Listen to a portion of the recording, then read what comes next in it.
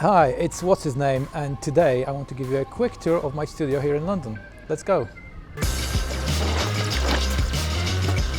Okay, here we are. First thing you'll see when you come in is this shelf with all kinds of artwork. This is just a history of what I've made so far. It's my reminder of where I am now, what I've done so far, as well as what's upcoming. So don't look at that bit, it's secret. You'll find some of the artwork from different artists that I'm inspired by, as well as many books on all kinds of aspects of art, artists, references to advertising, video games or pop culture. Let's move on.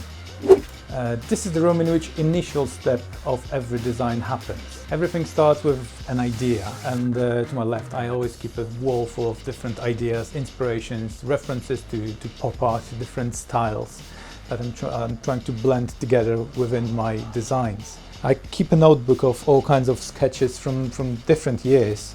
This one is 2019 actually, and I always date my design so I know exactly how long it took from the initial concept onto final sculpture. The third step of the production or design process is creating a 3D model.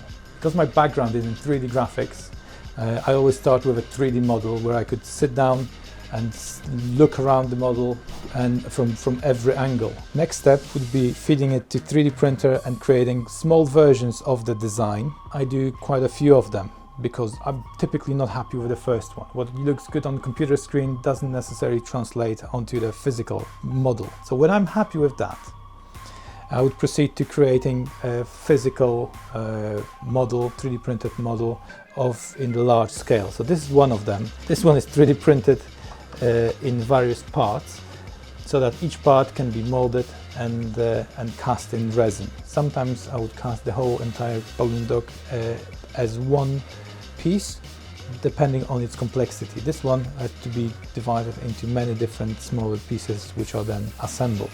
Okay, let's move on to the next stage of the process. The next stage is creating a silicone mold for the balloon dog, for the sculpture. Here we have one of the jacket molds for 30cm happy dog. So we would pour the resin through that hole, plug it and rotomold it, ending up with a hollow figure. And in here we have an example of how it looks like. So when we open the mold, all we have inside is a nicely cast model of the sculpture, which is ready for cleaning, sanding, prepping, for priming and then spraying. We are now inside of the spray booth where the final stage of production happens, and that is priming, spraying with color as well as a clear gloss, because my sculptures are typically very glossy. First I would decide on the color by choosing different shades. For example, of here we have different shades of red, and once I arrive at the one that I want, this is the final one and we can start doing additions in that particular color.